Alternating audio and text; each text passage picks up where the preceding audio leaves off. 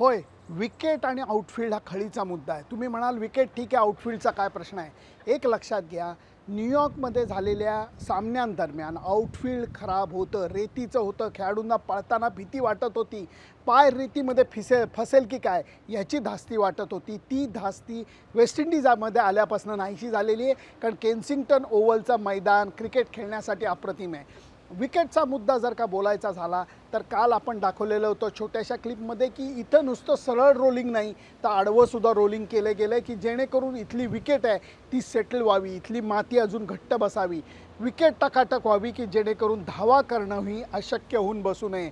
मला वाटतं भारत विरुद्ध अफगाणिस्तान सामन्यासाठी सुद्धा चांगलंच विकेट बनवण्याचे प्रयत्न केन्सिंग्टन ओव्हलवरती चालू आहेत.